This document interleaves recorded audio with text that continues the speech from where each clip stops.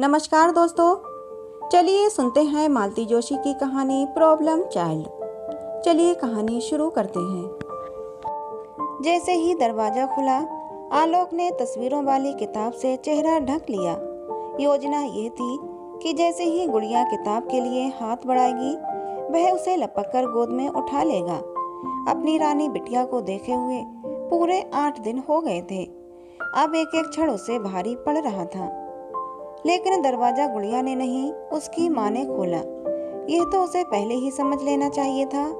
गुड़िया भला इतनी देर लगाती है, वह तो जैसे घंटी पर कान ही लगाए रहती है। निम्मो, जरा सामान देखना, मैं उन सज्जन को रवाना कर दूं। आलोक ने अपना बैग पकड़ाते हुए कहा। लेकिन वह जब ऑटो के पैसे देकर वापस आया, तब भी सूटकेस और बैग वहीं दरवाजे में पड़े हुए थे। वह तो टकराते टकराते बचा। निम्मो, जरा फर्स्ट क्लास चाय तो बनाना, मैं अभी नहाकर आया। वो डीजल गाड़ियों की घरघराहट से सर एकदम भन्नाने लगा है। कहते हुए आलोक ने अपना कोट उतारकर निरुपमा के कंधे पर टांगा और बाथरूम में घुस गया। नहाकर वो तौलिया लपेटे ही बाहर निकला। जानता था कपड़े तो बिस्तर पर ही रखे मिलेंगे, पर बेडरूम में पहुंचकर निराशा ही हाथ लगी। निम्मो, मेरे कपड़े, वह चिल्लाया। रैक पर रखे हैं, किचन से आवाज आई। और कुर्ता पजामा कहाँ है? अलमारी में देख लो ना, चिल्ला क्यों रहे हो? मुझे चाय भी तो बनानी है। उसका मन खट्टा हो गया। 8 दिन के बाद, उबाऊ टूर के बाद यह स्वागत हो रहा है। बिटिया तो घर से नदारद ही है। उसकी माँ भी कोई खास तवज्जो नहीं दे रही है, और इन्हीं लोगों के लिए वो खटता रहता है, जंगलों की खाक छानता फिरता है। चाय वहीं बेडरूम में आ गई, साथ में नाश्ता भी था, पर निरुपमा का मुंह वैसा ही सूजा हुआ था। क्या बात है निम्मो? उसने कप उठाते हुए पूछा। क्या थका हारा पति एक मुस्कान का भी हकदार नहीं है?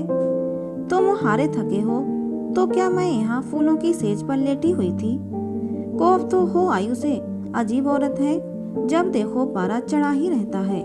सीधे मुंह बात करना तो जैसे जानती ही नहीं। और वो साहबजादी, उसका तो पैर ही घर में नहीं टिकता है, बस मटर गश्ती करती रहती है। वह तो यात्रा के दौरान भी उसे नहीं भूलता। जहाँ जो चीज अच्छी लगती है ले लेता है। पर इन महारानी जी को बाप की परवाह भी है, बस खेलने से ही फुर्सत नहीं है। चाय से निपटकर उसने 8 दिन के अखबारों का गट्ठर उठाया और सोफे पर पसरते हुए पूछा, बहू लक्ष्मी जी कहाँ है? कौन? वही तुम्हारी कन्या। गई होगी कहीं, उसका क्या एक ठिकाना है? उसके चाहे कितने भी ठौर ठिकाने हो, तुम्हें मालूम तो होने चाहिए। आखिर माँ हो तुम उसकी। हाँ, मैं माँ हूँ, इसीलिए मुझे ही सब खोज खबर रखनी चाहिए। तुम्हारा कोई कर्तव्य नहीं है। पढ़ाई करवाऊँ तो मैं, तैयार करूँ तो मैं, स्कूल छोड़ने जाऊँ तो मैं। तो तुम्हारा मतलब है अब मैं नौकरी छोड़कर बेबी सिटिंग शुरू कर दूं? अजीब अहमक हो। हाँ हाँ, मैं तो हूँ ही बुरी।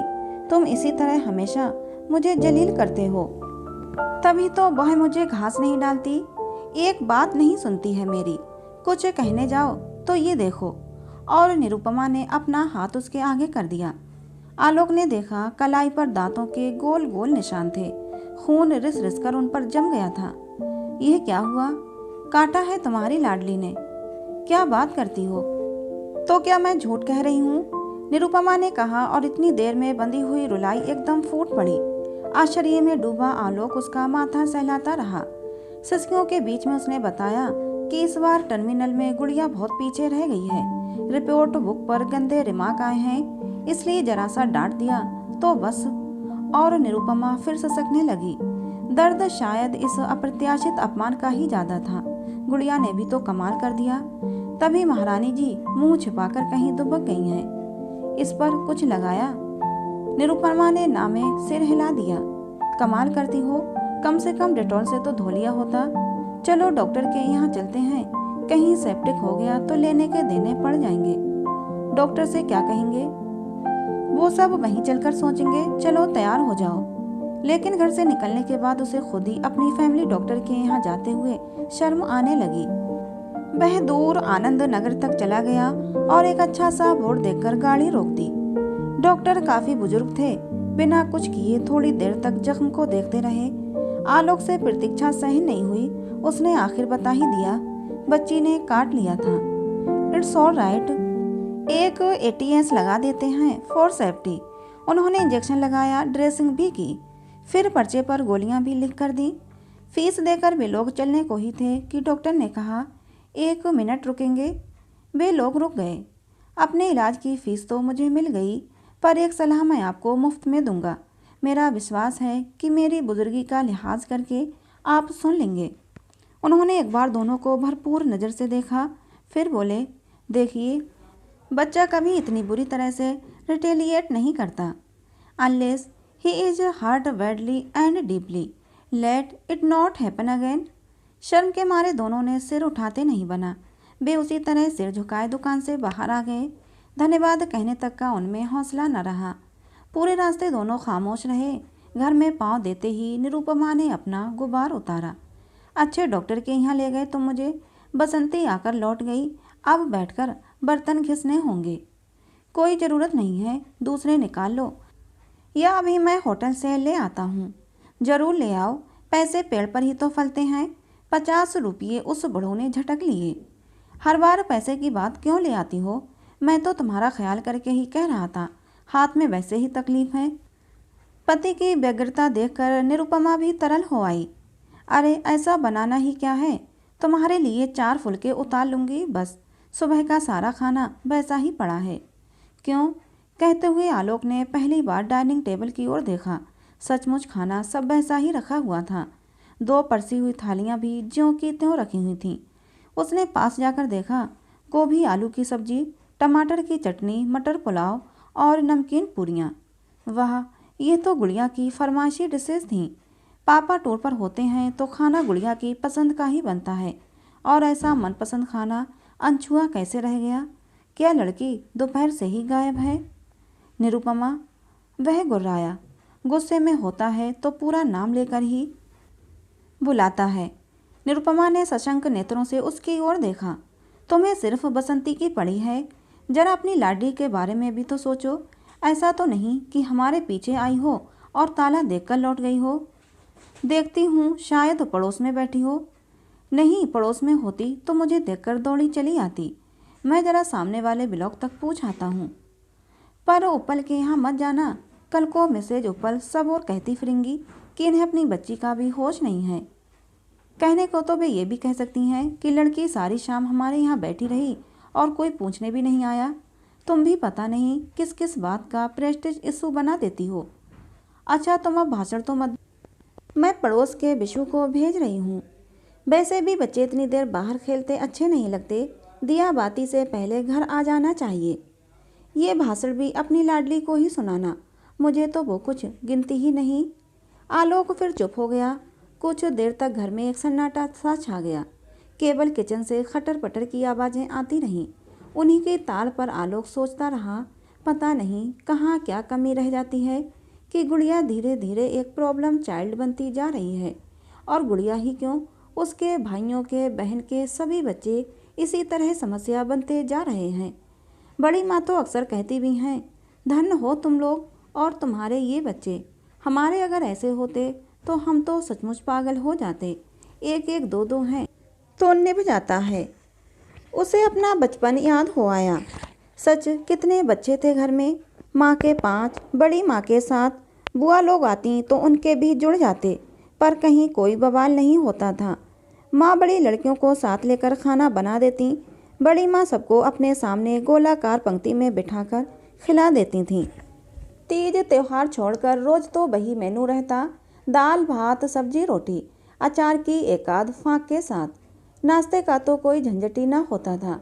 सुबह का स्कूल हुआ तो रात की रोटी दूध में मीड़ कर खा ली। दोपहर का स्कूल हुआ तो स्कूल से लौटकर सुबह की सब्जी रोटी खा ली। माँ को फुर्सत हुई तो उसी रोटी को तवे पर घी डालकर करारा सेंक देती थी। कपड़े साल में 2 बार बनते थे, या फिर किसी की शादी पर। फालतू लाड दुलार के लिए न किसी के पास समय था, न वैसा रिवाज ही था। फिर भी कभी किसी बच्चे ने माँ को इस बुरी तरह से काटा हो, ऐसा नहीं सुना गया। काटना तो बहुत दूर की बात है, बड़ों के सामने ऊंची आवाज़ में बोलने तक का ताव ना था। अब तो इतनी सुख सुविधा है, इसके बावजूद भी सब कुछ जैसे उलट पुलट हो गया है। घड़ी ने 7 बजाए तो उसने आदत के अनुसार प्रादेशिक समाचारों के लिए रेडियो खोला, फिर तुरंत ही बंद कर दिया। एक बार टीवी लगाकर देखा पर मज़ा नहीं आया। वह उठकर चहलकदमी करने लगा। तभी एहसास हुआ कि घर में एकदम सन्नाटा है। अब तो किचन से भी आवाज़ें नहीं आ रही हैं, पर हाँ, कहीं से दबी दबी सी सिसकियाँ सुनाई दे रही थीं। उसने पर्दा हटाकर देखा, डाइनिंग टेबल का नज़ारा बदला हुआ था। सुबह की थालियाँ उठ गई हैं, खाना नए सिरे से लगा दिया गया था और सजी समरी मेज पर सिर रखकर निरुपमा सिसक रही थी। निम्मो, उसने अपनी पत्नी के बालों में प्यार से हाथ फेरते हुए पुकारा। कितनी ललक से मैंने दोपहर का खाना बनाया था, उसने सुबकते हुए कहा। पर लड़की ने एक कौर भी मुंह में नहीं लिया। सुबह दूध के साथ 2 बिस्किट खाए थे, उसी पर चल रही है। पता नहीं स्कूल में टिफ़िन भी खाया था या नहीं। हफ्ते में 3 दिन तो अनछुआ ही वापस आ जाता है, इन्हें खाने की भी सुध नहीं रहती। आलोक को इस बात पर गुस्सा आया कि इन्हें सिर्फ गुड़िया का रिपोर्ट कार्ड देखने की जल्दी थी, टिफ़िन से इनका कोई मतलब नहीं था। लेकिन वो जब्त कर गया। निरुपमा को और रुलाने का उसका मन नहीं था। एक कुर्सी खींचकर वो उसके पास बैठ गया और मुलायम स्वर में बोला, निम्मो, मुझे सच सच बताओ कि क्या हुआ था। बताया तो था। नहीं, पूरा सच बताओ। वह कोई पागल नहीं है कि ऐसे काटेगी, कुछ तो हुआ होगा। मैंने उसकी थाली खींच ली थी। क्यों? वो मेरा मुंह चिढ़ा रही थी। क्या बात करती हो? वो भला ऐसा क्यों करेगी? डांट दिया था ना मैंने। पर क्यों? उसका रिपोर्ट कार्ड देखो, तब पता चलेगा। तब तुम भी अपने को रोक नहीं पाओगे। पर यह काम खाने के बाद भी तो किया जा सकता था। खाने के बाद वो रुकती है घर में, 1 मिनट को तो उसका पाँव घर में ठहरता नहीं है। स्कूल का काम ही मैं जैसे तैसे करवाती हूँ, ये बस मेरा भगवान ही जानता है। वो घर से इस तरह भागी भागी क्यों फिरती है, जानती हो? तुम्हारा 8 पहर का टोकना उसे रास नहीं आता, चिढ़ जाती है वो। मुझे कोई शौक़ है चिल्लाने का? और कौन से माँ बाप हैं जो बच्चों को नहीं डांटते? कभी कभार घर में रहा करो तो पता चलेगा कि कितना सिर खपाना पड़ता है। तुम अपनी महत्वाकांक्षाओं में थोड़ी ढील दे दो तो सारी मुश्किलें आसान हो जाएंगी। पर यह बात कभी तुम्हारी समझ में नहीं आती। भाई, बच्चा भी तो अपने सामर्थ्य के अनुसार ही पढ़ेगा। बुद्धि कोई ऊपर से थोपी नहीं जाती। आखिर विद्या बुद्धि भी तो उसने हमसे ही विरासत में पाई है। तुम्हारी तो मैं नहीं जानता, पर मैं तो कभी टॉपर नहीं रहा, हमेशा 2nd डिवीज़न में ही पास होता रहा हूँ। लेकिन हमें इतना अच्छा स्कूल भी तो नहीं मिला। ना हमारे ज़माने में ऐसे स्कूल थे, ना हमारे माँ बाप के पास इतना पैसा था। इनके भाग्य से सब जुट गया है तो इन्हें कदर नहीं। सच कहती हूँ, हर महीने फीस जमा कराते हुए कलेजे में आग लग जाती है। लूटते हैं बस। महंगे स्कूल में पढ़ने की जिद उसने तो नहीं की थी निम्मो। ये तो हमारा हट था, हमारा शौक़ है। हमें जो नहीं मिला वह हम अपने बच्चों को देना चाहते हैं। अपनी अतिरिक्त तो आकांक्षाओं का बोझ हम बच्ची। अब तुमने फिर भाषणबाजी शुरू कर दी। अच्छा, रहने दो। पर सीधी सादी भाषा में एक बात कहूँ, स्कूल कितना भी महंगा हो, क्लास के सब बच्चे तो फर्स्ट नहीं आ सकते। फर्स्ट तो केवल एक ही आएगा। आलोक की बात पर निरुपमा बोली, फर्स्ट ना सही, पर 35th ये भी कोई रैंक होती है? छी, मुझे तो किसी को बताते हुए भी शर्म आती है। तो तुम्हारा गुस्सा शायद इसलिए है कि अब तुम्हें अपनी सहेलियों के सामने नीचा देखना पड़ेगा। उनकी तरह तुम डींग नहीं हाँक सकोगी। जरूर तुमने कपूर के बॉबी का या मेहता की सुमन का जिक्र किया होगा, तभी तो वो इतना चिढ़ गई होगी। निरुपमा का चेहरा फिर तमतमाने लगा। तभी दरवाजे की घंटी बजी। आलोक ने लपक कर दरवाज़ा खोला, पर अफसोस, सामने वाजपेयी जी की उर्मिला खड़ी थी। उसे देखकर ही याद आया कि आज बुधवार है और 8 बजने ही वाले हैं। नमस्ते भाई साहब। नमस्ते। आलोक ने बेमन के प्रति नमस्कार किया। आज आपको दरवाज़ा खोलना पड़ा? गुड़िया कहाँ है? पढ़ रही है क्या? सहेली के यहाँ बर्थडे पार्टी में गई है। आलोक को अवाक रह गया। निरुपमा ने कितनी जल्दी और कितने सहज भाव से उत्तर गढ़ लिया था। काश यही सब होता। वैसे उर्मिला को सच झूठ से कोई सरोकार नहीं था। उसने तो मात्र औपचारिकता बरती थी। उसे तो चित्रहार से मतलब था। आंधी हो या तूफान, वो चित्रहार देखने जरूर आती है। शुक्रवार बुधवार उसका आना उसका नियम सा हो गया था, पर इससे पहले कभी इतना अखरा नहीं था। टीवी पर विज्ञापन आने शुरू हो गए थे। आलोक के कान दरवाजे पर लग गए। कहीं भी खेलती रहे लड़की, विज्ञापन के समय उसका घर में आना निश्चित था। इसी विश्वास के बल पर वो इतनी देर से अपने को रोके हुए था। उसकी प्रतीक्षा करते हुए वो मन ही मन अपना पाठ दोहरा रहा था। क्या करेगा वो? पहले डांटेगा या प्यार करेगा? पहली डांट रिजल्ट के लिए होगी या बदतमीजी के लिए? सजा के तौर पर वो खिलौने आज नहीं देगा। तस्वीरों वाली किताब तो वो देख ही लेगी सामने जो पड़ी है, या उसे भी छुपा देना ठीक होगा। खैर, ये सब तो बाद में सोचा जाएगा। सबसे पहले तो वो उसे जी भरकर विज्ञापन देखने देगा। लड़की जैसे जान छिड़कती है उस पर, उसकी तो जैसे समाधि लग जाती है, पलक तक नहीं झपकाती। स्कूल से उपहार स्वरूप मिली जुओं के निष्कासन के लिए निरुपमा को ये समय उपयुक्त लगता है। लड़की जगह से हिलती भी नहीं है। जैसे ही पहला गाना समाप्त हुआ, आलोक का धीरज जवाब दे गया। उसने स्कूटर की चाबी उठाई और चप्पल पहनकर बाहर आ गया। निरुपमा भी उसके पीछे भागी भागी आई। कहाँ जा रहे हो? कहीं तो जाना पड़ेगा। तुम्हारा बिशु तो अभी तक कोई समाचार नहीं लाया। मैं देखती हूँ जाकर कि वो गया भी था या नहीं। रहने दो, अब तो मैं जा रहा हूँ। बस अब तुम घर पर बैठकर यही मनाओ कि वो कॉलोनी में ही किसी के घर बैठी हो। कहीं सड़क पर निकल गई होगी तो भगवान ही मालिक है। कैसा तो ट्रैफिक रहता है वहाँ। प्लीज़। निरुपमा ने उसके मुंह पर हाथ रख दिया।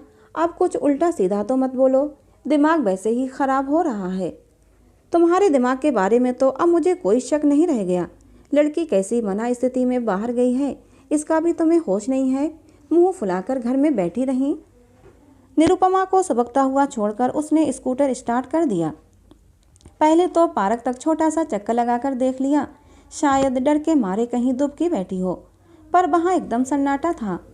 फिर उसने परिचितों के, गुड़िया के दोस्तों के दरवाजे खटखटाना शुरू किए। 4-5 लोगों का चित्रहार खराब करने के बाद एक जगह सुराग मिला। वर्मा जी की पिंकी ने बताया, हमसे तो अंकल आज वो कुट्टी हो गई थी। पार्क में भी पूनम के साथ खेलती रही। पूनम कौन? कहाँ रहती है? उसने अधीर होकर पूछा। वो उधर बड़ा सा पीला मकान है ना, गुलमोहर का पेड़ भी है। पिंकी अता पता बताने की कोशिश करने लगी तो वर्मा जी ने मदद की। अरे Chaturvedi advocate, Bina nursing home के सामने। थैंक यू सर, मैं समझ गया and sorry to disturb you. पर वो क्या है कि पार्क से अब तक घर नहीं लौटी तो चिंता हो ही जाती है। उन्हें फिर एक बार धन्यवाद देकर वो सड़क पर आ गया। लोगों को धन्यवाद दे देकर और सॉरी टू डिस्टर्ब यू कहकर उसकी जबान दुख आई थी। अब वो चतुर्वेदी जी के यहाँ जाकर फिर वही सब दोहराना पड़ेगा। ईश्वर करे वह उसका अंतिम पड़ाव हो। अगर गुड़िया वहाँ भी नहीं हुई तो? उसे निरुपमा पर गुस्सा आ रहा है। कैसी अजीब परिस्थिति में डाल दिया है। खुद तो घर बैठी बिसूर रही है, लोगों की सवालियाँ निगाहें झेलनी पड़ रही हैं आलोक को। चतुर्वेदी जी का घर ढूंढना मुश्किल नहीं था। आते जाते कई बार बोर्ड देखा था। उनके घर के सामने पहुंचकर उसने एक गहरी सांस ली। अब तक जहाँ भी गया था बेजाने पहचाने चेहरे थे, पर नई जगह जाकर क्या कहेगा, कैसे अपना परिचय देगा। जी मैं गुड़िया का। नहीं नहीं, गुड़िया कहने से तो वो नाराज़ होती है। बच्चे बाद में चिढ़ाते जो हैं। तो मैं कहूँगा कि मैं मोनिका का पिता हूँ, आलोक शर्मा। दरअसल हमें अभी पता चला है कि आपकी बेबी के साथ मेरी बेटी पार्क में खेल रही थी। क्या वो उसके साथ यहाँ आई है? क्या आप बता सकते हैं वो कहाँ गई है? अपने संवादों की मन ही मन रिहर्सल करते हुए उसने धीरे से गेट खोला। इसके बाद उसे कुछ सोचना ही नहीं पड़ा। 2 नन्हे नन्हे हाथों ने उसे भींच लिया। उसने लपककर उसे गोद में उठा लिया। गुड़िया ही थी वो। उसके स्कूटर की आवाज़ पहचान कर दौड़ी चली आई थी। उसने देखा वो स्कूल यूनिफॉर्म में ही थी। आलोक समझ गया पहली झड़प तो इसी बात पर हुई होगी। स्कूल से लौटते हुए भूख से बेहाल हो जाती है लड़की। कपड़े बदलना, जूता बस्ता ठिकाने पर रखना, हाथ मुंह धोना, सब उसे पहाड़ सा लगने लगता है। पर निरुपमा कभी रियायत नहीं देती। फिर कभी कभी वो भी जिद पर आ जाती है, माँ की लड़की जो ठहरी। गुड़िया का इस तरह सामने आ जाना इतना अप्रत्याशित था कि राहत का एहसास करने में भी कुछ वक्त लगा। फिर तो जैसे खुशी का ज्वार उमड़ पड़ा। उसे बार बार चूमते हुए वो कहने लगा, कहाँ रह गई थी मेरी रानी? पता है मम्मी कितनी परेशान हो रही हैं। तुम्हें पता नहीं था कि आज पापा आने वाले हैं, और पापा को अगर अपनी गुड़िया ना मिले तो कितना बुरा लगता है। चलो अब जल्दी घर चलो, मम्मी बेचारी रो रो कर हलकान हुई जा रही हैं। दादी माँ, मैं जाऊँ? गुड़िया ने कहा तो उसे होश आया कि वो दूसरों के दरवाजे पर खड़ा है और शिष्टाचार भी कोई चीज़ होती है। उसने देखा एक वो बुजुर्ग सी महिला दरवाजे पर खड़ी थी। अगल बगल 2 नन्हे भाई बहन भी थे जो कौतूहल से आलोक को देख रहे थे। पूनम, ये मेरे पापा हैं। अच्छा हुआ बेटा तुम आ गए। बच्चों की दादी अब नीचे उतर आई थी। मैं तो परेशान हो रही थी कि इसे घर कैसे भिजवाऊं। मुझे तो रात में ठीक से नज़र भी नहीं आता। बहू और बेटा दोनों एक शादी में गए हैं, उन्हीं का इंतजार कर रही थी। अब इतनी बुजुर्ग महिला को वो धन्यवाद भी क्या दे। विनम्र स्वर में बोला, मैं बहुत शर्मिंदा हूँ। दरअसल आंटी, हमें पता ही नहीं था कि वो यहाँ होगी। हम तो पास पड़ोस में ही ढूंढ रहे थे। बे तो अभी किसी ने बताया तो मालूम हुआ। इसने आपको तंग तो नहीं किया? अरे नहीं, ये तो बड़ी प्यारी बच्ची है। बस तीनों मिलकर मज़े से कहानी सुनते रहे। वाह, फिर तो गुड़िया को खूब मज़ा आया होगा। अच्छा बेटे, अब दादी माँ को प्रणाम करो, अपने दोस्तों को टाटा करो। पूनम बेटे, भैया को लेकर कभी हमारे यहाँ भी आना। सारी औपचारिकताएं पूरी करके वो बाहर आया। गुड़िया को गोद से उतारकर वो गाड़ी स्टार्ट करने ही वाला था कि लगा पीछे कोई खड़ा है। देखा बच्चों की दादी ही थी। एक वो बात कहनी है बेटे। आलोक ने सांस रोक ली। निरुपमा ने आज अच्छा तमाशा बनाया है। शाम को डॉक्टर साहब ने डोज पिलाया था, अब ये नितांत अपरिचित महिला भी उपदेश देने वाली हैं। वो अदब के साथ खड़ा हो गया, पर उन्होंने बस इतना ही कहा, देखो बेटा, घर पर जाकर डांट डपट मत करना, उसकी कोई गलती नहीं है। दरअसल मैंने ही उसे रोक लिया था, अकेले भेजने की हिम्मत नहीं पड़ी। लड़की पहले से ही डरी हुई है, इसलिए समझा रही हूँ। तुम बुरा मत मानना बेटा, पर एक बात ध्यान में रखो, बच्चों पर माँ बाप का रौब तो होना ही चाहिए, बहुत तो ज़रूरी है, पर उनके मन में दहशत नहीं होनी चाहिए, नहीं तो वह ठीक से पनपते नहीं हैं।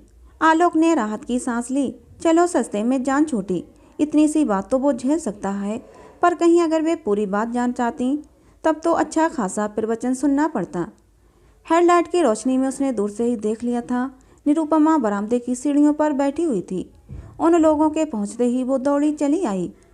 गुड़िया को उठाकर उसने छाती से भींच लिया, उस पर चुंबनों की बौछार कर दी। साथ में वो रोती भी जा रही थी। कहाँ रह गई थी मेरी बच्ची? मम्मी को कितना इंतजार करवाया, मम्मी से रूठ कर गई थी तू। ऐसे भी रूठता है कोई? मम्मी कितना रोई हैं पता है? गुड़िया मज़े से माँ की गलवहियाँ देकर प्यार की उस फुहार में भीग रही थी। उसी समय पास पड़ोस के घरों से संगीत की परिचित धुन सुनाई दी। शायद दूरदर्शन पर समाचार समाप्त हो गए थे।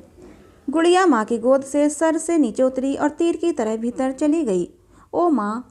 निरुपमा ने जोर से सिसकारी भरी। उतरने की हड़बड़ी में गुड़िया ने शायद उसका जख्मी हाथ दुखा दिया था।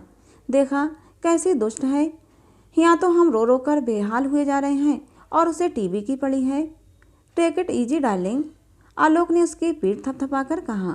सच तो ये था कि वो बेहद थक गया था, अब और नाटक झेलने की ताकत उसमें नहीं थी।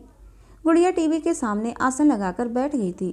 ट्यूबलाइट के उजले प्रकाश में निरुपमा ने देखा तो चीख उठी, हाय मैं मर जाऊं, तू क्या ऐसी भूतनी सी चतुर्वेदियों के यहाँ गई थी? तुम्हें किसने बताया? आलोक ने पूछा। वर्मा जी का सुनील आया था, कह रहा था पापा ने भेजा है ताकि आप फिक्र ना करें। It was very thoughtful of him, पर इसे तो देखो, रिलैक्स नेमो। चतुर्वेदी जी कोई तोप नहीं है, उनके भी बच्चे हैं, वे भी यूनिफॉर्म पहनते हैं, और सबसे बड़ी बात यह है कि मिसेज चतुर्वेदी घर पर नहीं थी, इसलिए तुम्हें डरने की ज़रूरत नहीं है। बस अब फटाफट खाना लगाओ, भूख से दम निकला जा रहा है। बस अभी गर्म करके ला रही हूँ, तब तक ऐसे कहो कपड़े बदल ले। बदल लेगी भाई, और एक दिन नहीं बदले भी तो कोई आसमान नहीं टूट जाएगा। गुड़िया रानी, विज्ञापन ख़त्म होते ही तुम उठोगी और बास वेशन पर जाओगी। कपड़े नहीं बदलोगी तो चलेगा, पर हाथ तो धोने पड़ेंगे। गंदे हाथों से कोई खाना थोड़ी ही खाता है। पापा मैं खाना नहीं खाऊंगी। क्यों बेटा, इस तरह भी रूठता है कोई? मैंने ना पूनम के यहाँ खा लिया था। क्या? निरुपमा इतनी जोर से चीखी कि बच्ची बेचारी सहम गई। रुआं से स्वर में बोली, मैंने तो मना किया था, पर दादी बोली बड़ों का कहना मानते हैं, जिद नहीं करते। फिर मैंने खा लिया। बेचारी लड़की, बड़ों का कहना ना मानती तो क्या करती? भूख से आते जो कुलबुला रही होंगी।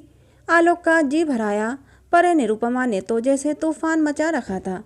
यहाँ हम सुबह से हलकान हो रहे हैं, अन्न का एक दाना तक मुंह में नहीं दिया। तब से बैठे बैठे बस भगवान को मना रहे हैं। और इस महारानी को देखो।